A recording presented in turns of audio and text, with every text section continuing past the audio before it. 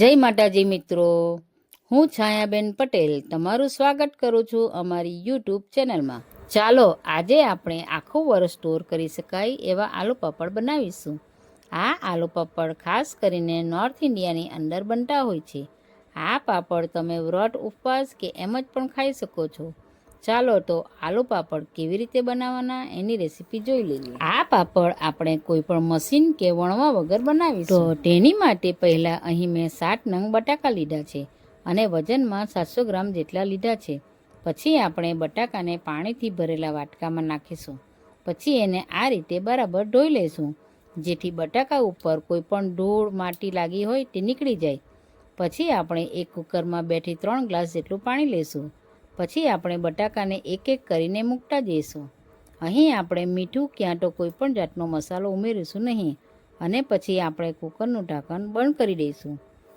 પછી આપણે 2 થી 3 સીટી પડે ત્યાં સુધી રહેવા દઈશું. 2 થી 3 સીટી પછી આપણે કુકરને ખોલીને ચેક કરી લઈશું.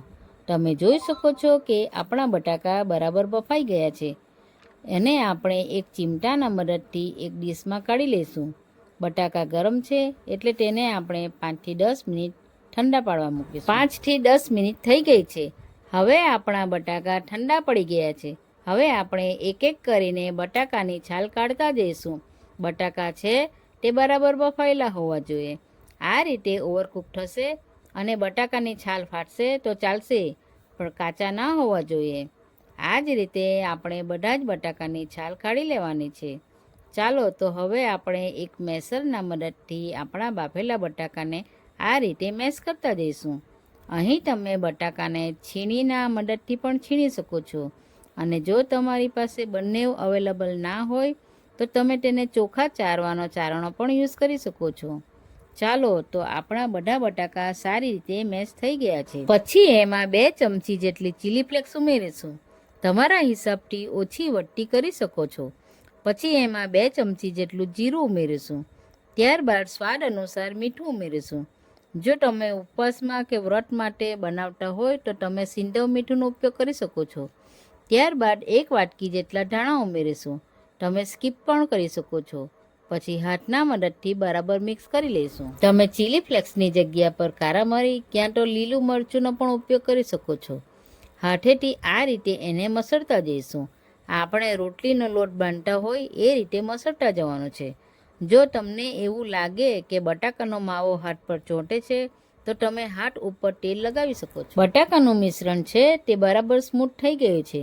પછી એમાં આપણે ઉપરથી 1 ચમચી જેટલું તેલ ઉમેરીશું અને હાથના મદદથી આ રીતે મોટો લુવો તૈયાર કરી લઈશું. આપણે આ રીતે લોટ બંધાઈ ગયો છે અને પછી આપણે 5 મિનિટ રેસ્ટ આપીશું. હવે આપણે બટાકાના માવામાંથી નાના નાના લુવા તૈયાર કરતા જઈશું. જો તમારો લોટ હજુ હાથ પર ચોંટતો હોય તો તમારે હાથ ઉપર તેલ લગાવીને લુવા કરવા. આ રીતે બધા લુવા તૈયાર કરી લઈશું. પાપડ બનાવવા માટે અત્યારે અહીં મેં એક પ્લાસ્ટિકનું પીસ લીધું છે. તમે બેકિંગ પેપરનો પણ ઉપયોગ કરી શકો છો. પછી આ પ્લાસ્ટિક ઉપર થોડું તેલ લગાવીશું. એ જ રીતે બીજી પ્લાસ્ટિકના પીસ ઉપર પણ તેલ લગાવી લઈશું. પછી આપણે એની ઉપર પાપડનો લોવો મૂકીશું. પછી એની ઉપર બીજું પ્લાસ્ટિક મૂકી દઈશું. પછી આપણે નાની ડીશ સ્ટીલની લઈશું. પછી આપણે ડીશ વડે લુવો પ્રેસ કરી લઈશું. અહીં તમારે હલકા હાથ વડે પ્રેસ કરવો. પછી ધીરેથી ડીશ ઉપાડી લેવાની. તમે જોઈ શકો છો કે આપણા પાપડ રેડી થઈ ગયા છે. હવે આપણે એને તડકામાં આ રીતે સૂકવવા મૂકીશું. આ પાપડ તમારે કપડાં પર નથી સૂકવવાના, આ પ્લાસ્ટિકની શીટ પર જ સૂકવવાના છે. તો આ જ રીતે બધા જ પાપડ તૈયાર કરી લઈશું. અહીં 700 ગ્રામ બટાકામાં 20 થી 25 જેટલા પાપડ બનીને રેડી થશે. આ પાપડને 5 થી 6 કલાક તડકામાં રાખવાના છે. 5 થી 6 કલાક પછી આપણા પાપડ ડ્રાય થઈ ગયા છે. તમે આ પાપડને આખા વર્ષ માટે સ્ટોર કરી શકો છો. આ પાપડ અડધો કલાકમાં ઇઝીલી તૈયાર થઈ જશે અને પહેલી વારમાં જ પાપડ પરફેક્ટ અને ટેસ્ટી બનશે. ચાલો તો હવે આપણે એક કઢાઈમાં તેલ લઈશું. તેલ ગરમ થાય પછી એમાં એક પાપડ તળવા મૂકીશું. અહીં આપણે એક એક કરીને પાપડ તળવાના છે, નહીં તો ચીટકી જવાનો ભય રહેશે. આ પાપડને તમે શેકીને પણ ખાઈ શકો છો. આ પાપડને તળવામાં બિલકુલ સમય નથી લાગતો. ચાલો તો આપણા બધા પાપડ તળાઈ ગયા છે. આ પાપડ ટેસ્ટી અને ક્રિસ્પી બનીને રેડી થઈ ગયા છે. આ રીતે તમે ઘરે બનાવો અને કોમેન્ટ સેક્શનમાં જણાવજો કે કેવા લાગ્યા. આવી જ અવનવી રેસીપી જોવા માટે અમારી ચેનલને સબસ્ક્રાઈબ કરો અને બાજુમાં બેલ આઇકન દબાવવાનું ભૂલતા નહીં, જેથી નવી નવી રેસીપીની નોટિફિકેશન આવતી રહે. તો ચાલો મળીએ બીજા વિડીયોમાં. આવજો.